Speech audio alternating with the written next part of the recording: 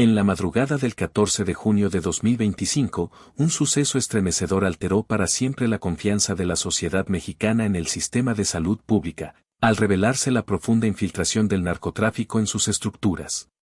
A las 3:47 de la mañana, una ambulancia del Hospital General de Zona número 32 del Instituto Mexicano del Seguro Social, IMSS, transitaba por la autopista México-Querétaro, aparentemente trasladando a un paciente en estado crítico hacia la Ciudad de México. Los paramédicos, en comunicación constante con el centro de mando, reportaban que los signos vitales del supuesto enfermo, recostado en una camilla y conectado a un monitor cardíaco que emitía pitidos regulares, eran estables. Sin embargo, a 47 kilómetros de distancia, en las oficinas de la Secretaría de Seguridad y Protección Ciudadana, SSPC, el titular, Omar García Bernal, analizaba junto a un equipo de élite de la División de Inteligencia, DI, reportes confidenciales recopilados en las últimas 72 horas. La información era clara y alarmante. Una red criminal dedicada al tráfico de fentanilo había logrado infiltrarse en al menos 12 hospitales públicos del centro de México, utilizando ambulancias y personal médico para transportar la droga sintética más letal que había llegado al país. Los datos obtenidos mediante la interceptación de comunicaciones encriptadas revelaban que el cargamento más significativo de esta organización se trasladaría precisamente esa madrugada, aprovechando la inmunidad que otorga una ambulancia en servicio de emergencia. Durante 3 semanas, autoridades mexicanas y estadounidenses habían preparado una operación conjunta con precisión quirúrgica. Agentes encubiertos de la DI, en colaboración con elementos especializados de la Guardia Nacional, habían identificado los patrones de operación de la red, conocida como Los Ángeles Blancos, un nombre que aludía tanto al color de los uniformes médicos como a la pureza del fentanilo que distribuían. Esta organización había perfeccionado un método casi indetectable, utilizaban pacientes reales en estado crítico para justificar los traslados, pero modificaban camillas y equipos médicos para ocultar hasta 15 kilogramos de fentanilo puro en cada viaje. A las 3:52 de la madrugada, García Bernal recibió la confirmación definitiva. Los sistemas de rastreo GPS y las comunicaciones interceptadas verificaban que la ambulancia del IMSS, con número de identificación 4479, transportaba el mayor cargamento decomisado en los últimos 6 meses. Un informante infiltrado en el hospital había señalado que la enfermera María Elena Castillo Hernández, de 34 años y con 12 años de experiencia en el área de urgencias, había sido cooptada por la red criminal 8 meses atrás. Inicialmente, su tarea era proporcionar información sobre los horarios de traslado de pacientes graves, pero su rol había evolucionado hasta participar directamente en las operaciones de transporte. La intervención se ejecutó con la precisión de una operación militar. A las 4:03 de la madrugada, 6 vehículos de la Guardia Nacional, escoltados por 2 camionetas blindadas con agentes de la DI, rodearon la ambulancia en el kilómetro 89 de la autopista. Con señales luminosas y sonoras, ordenaron la detención del vehículo, mientras un helicóptero de la Guardia Nacional sobrevolaba la zona para evitar cualquier intento de huida. El conductor, identificado como Jesús Ramírez Soto, de 41 años, detuvo la ambulancia sin resistencia, manteniendo las manos visibles en el volante mientras los agentes se aproximaban con armas en mano. En la parte trasera, María Elena Castillo Hernández, quien supuestamente monitoreaba al paciente, mostró un nerviosismo evidente al abrirse las puertas del vehículo. Sus manos temblaban mientras intentaba explicar el estado del paciente, un hombre de 65 años que, efectivamente, sufría un infarto agudo de miocardio. Sin embargo, los agentes, entrenados para detectar anomalías, notaron de inmediato las inconsistencias en su comportamiento y las modificaciones visibles en el equipo médico. El agente especial de la DI, Mark S. Thompson, con 8 años de experiencia en operaciones contra el tráfico de fentanilo en la frontera sur de Estados Unidos, lideró la inspección. Su expertise le permitió identificar que el monitor cardíaco había sido alterado para incluir un compartimento secreto en su base, y la camilla mostraba soldaduras recientes que no correspondían al diseño original. Al desmontar el equipo con herramientas especializadas, los agentes encontraron 3.2 kilogramos de fentanilo puro, empaquetado en bolsas selladas al vacío. La inspección completa reveló un total de 14.8 kilogramos de la droga, distribuidos en 7 compartimentos ocultos en la ambulancia. A las 4:47 de la madrugada, María Elena Castillo Hernández comenzó a confesar.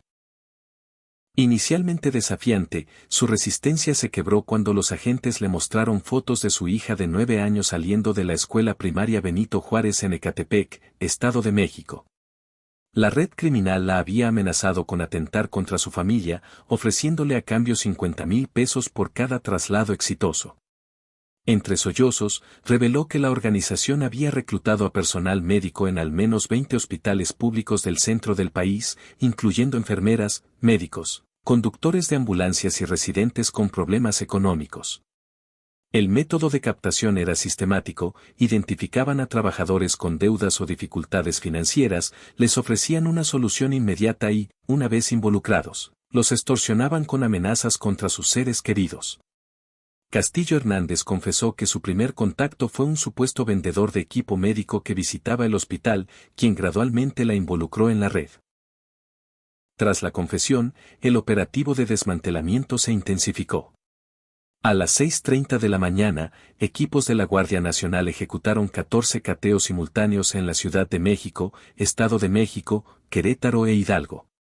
Los operativos se dirigieron a domicilios de empleados de salud implicados, así como a bodegas y casas de seguridad utilizadas para almacenar fentanilo antes de su distribución hacia Estados Unidos. Más de 200 elementos, incluyendo unidades caninas entrenadas para detectar fentanilo y equipos de desactivación de explosivos, participaron en las acciones.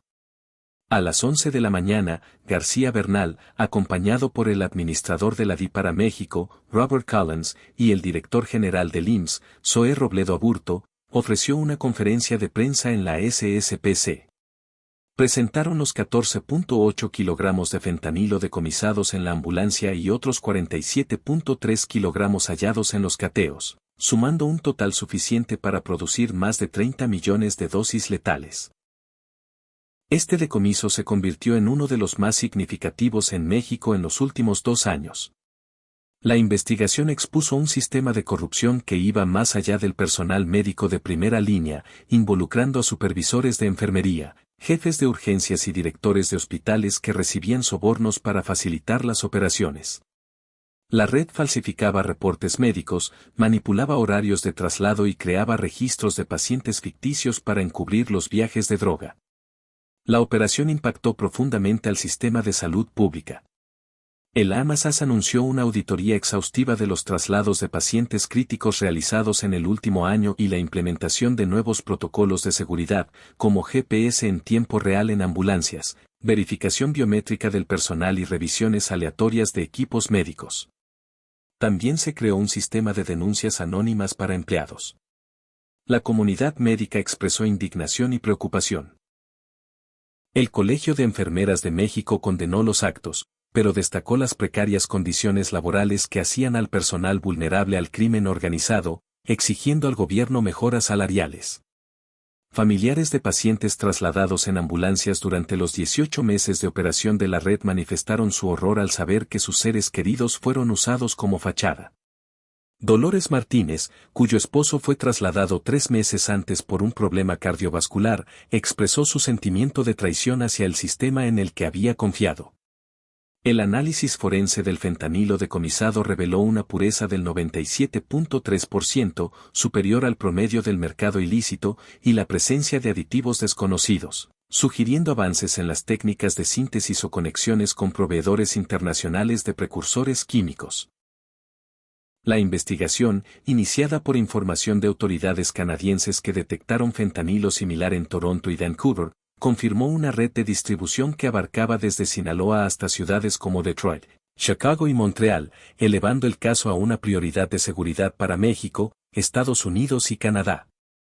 Castillo Hernández, pieza clave en la investigación, continuó proporcionando información durante 3 días de interrogatorios, identificando a los líderes de la red, incluyendo a un exmédico del IMSS que diseñó el esquema de corrupción. También reveló planes para infiltrar hospitales privados y usar ambulancias aéreas para transportar droga a pistas clandestinas en Estados Unidos. El desmantelamiento de la red provocó un aumento del 34% en el precio del fentanilo en ciudades estadounidenses y una disminución en su disponibilidad. Se estima que la organización introdujo 500 kilogramos de fentanilo al mercado estadounidense, generando ganancias superiores a $40 millones. El gobierno mexicano anunció un programa nacional de integridad en el sector salud, con evaluaciones psicológicas, videovigilancia en ambulancias y un fondo de apoyo para trabajadores en crisis económica, con un costo proyectado de 2.800 millones de pesos en 3 años. Organizaciones internacionales, como la OPS y la OMS, alertaron sobre el riesgo de que este modelo criminal se replique en otros países de América Latina, solicitando medidas preventivas. El juicio contra Castillo Hernández y otros 14 implicados comenzará en octubre de 2025, siendo el primer caso en México donde personal médico enfrenta cargos federales por narcotráfico. La defensa alega coerción, mientras la fiscalía busca penas de hasta 25 años para los líderes. El caso ha desatado un debate sobre la responsabilidad individual frente a las fallas sistémicas que permitieron esta infiltración. La investigación sigue activa, con las autoridades rastreando posibles ramificaciones de la red en otros estados. Los ciudadanos pueden seguir las actualizaciones suscribiéndose a canales oficiales de información sobre seguridad nacional.